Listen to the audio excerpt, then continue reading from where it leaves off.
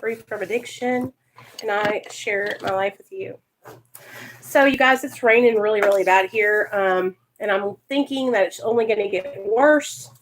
So, what I wanted to do was come on and read to you guys Chapter 3 of the Narcotics Anonymous book, because that's where we left off. So, if you'd like to join along, we're on page 13 in the basic text of Narcotics Anonymous, and I'm going to go ahead and start that now because, like I said, it's crazy weather right here, y'all, like bad storms. Yep, I don't know. Good boy. Good boy. Not picking up. Go pick up. Why are we here? Fuck. My life is just a freaking people. Hello? God, no. Bye. Okay.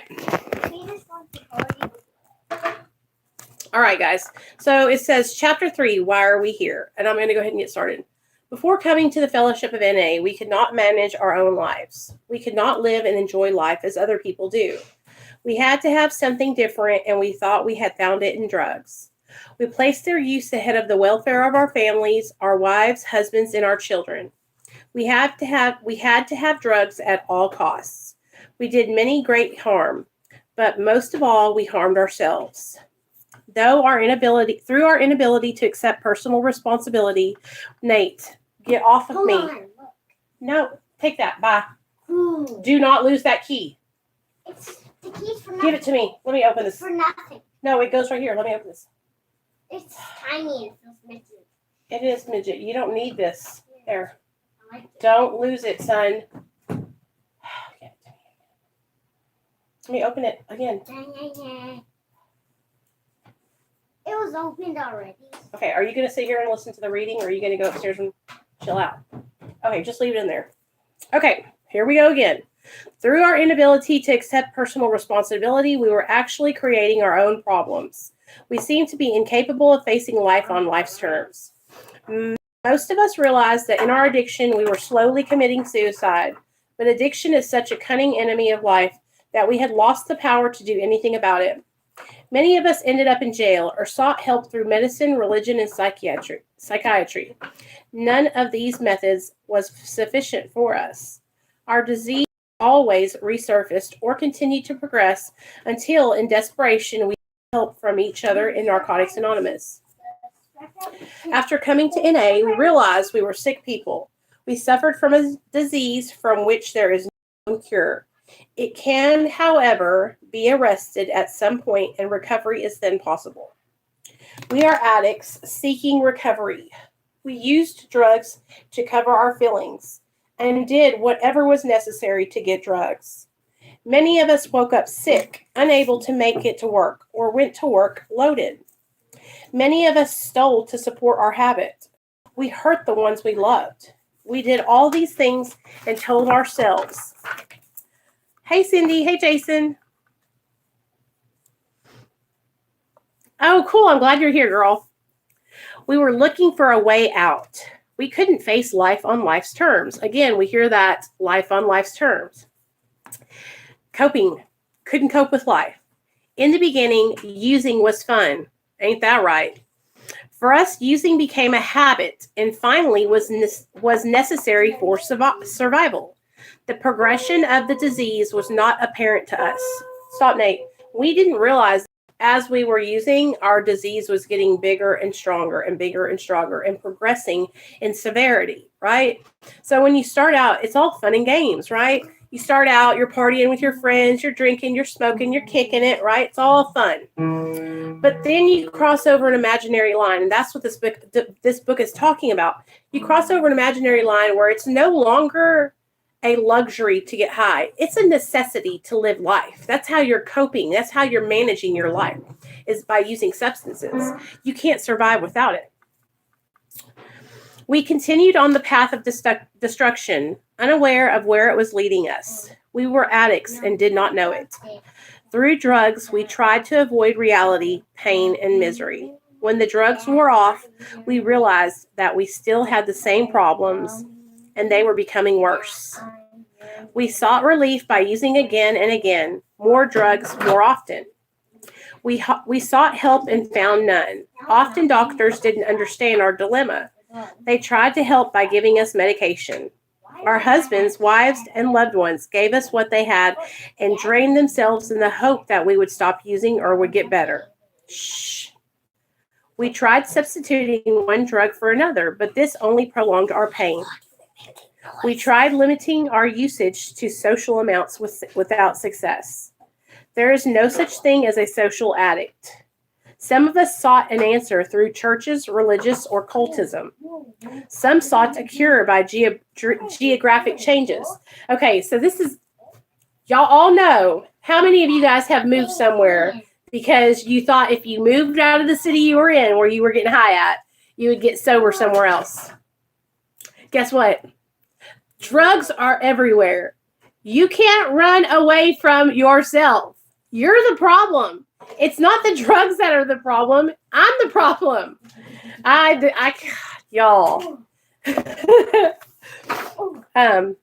Some sought a cure by geographic change, moving. We blamed our surroundings and living situations for our problems.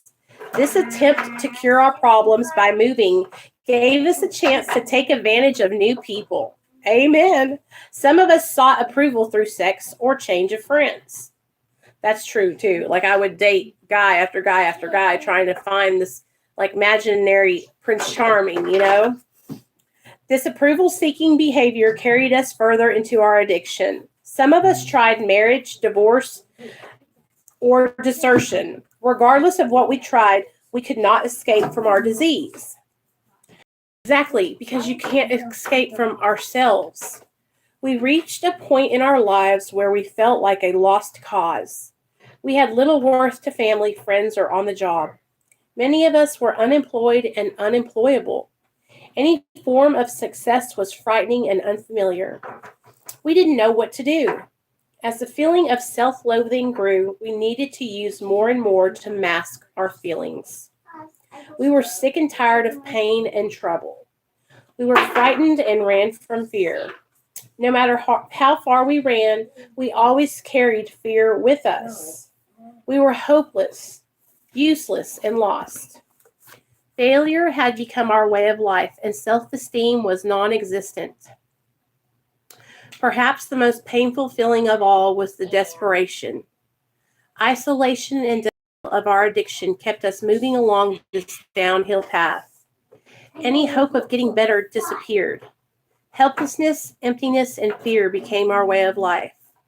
We were complete failures. Personality change was what we really needed.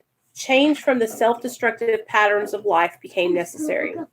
When we lied, cheated, or stole, we degraded ourselves in our own eyes. We had enough of self-destruction. We experienced our powerlessness. When nothing relieved our paranoia and fear, we hit bottom and became ready to ask for help. We were searching for an answer when we reached out and found Narcotics Anonymous. We came to our first NA meeting in defeat and didn't know what to expect. After sitting in a meeting or several meetings, we began to feel that people cared and were willing to help. Although our minds told us that we would never make it, the people in the fellowship gave us hope by insisting that we could recover.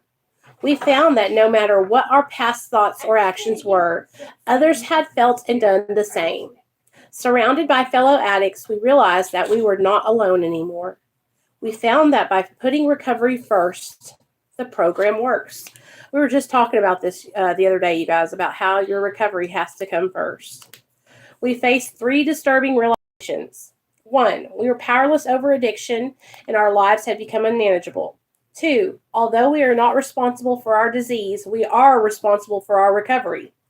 And 3, we can no longer blame people, places, and things for our addiction. We must face our problems and our feelings. The ultimate weapon for recovery is the recovering addict. We concentrate on recovery and feelings, not what we have done in the past. Old friends, places, and ideas are often a threat to our recovery.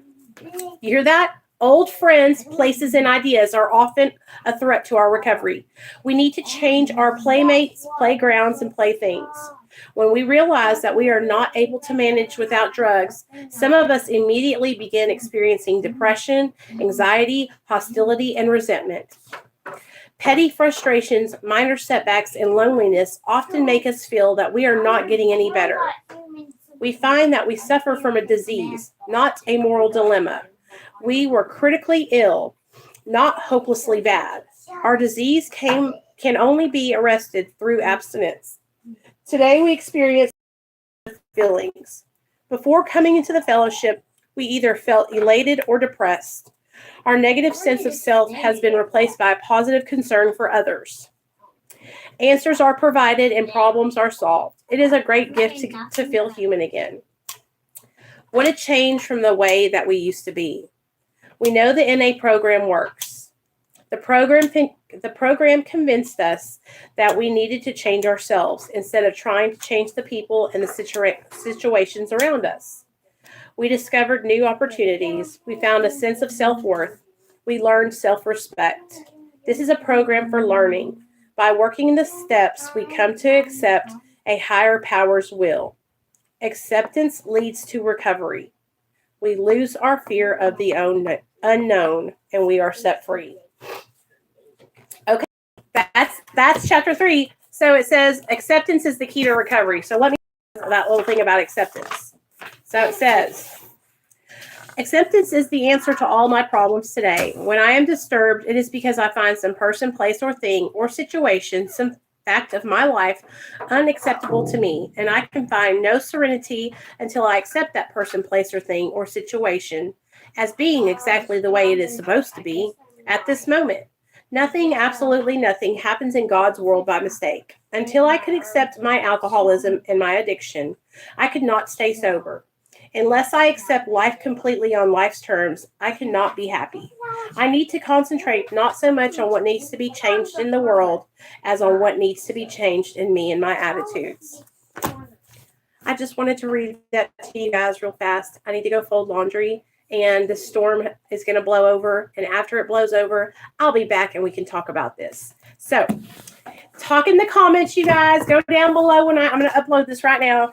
Y'all talk to each other in the comments. I love y'all. And Jason, you need to call me. I love y'all.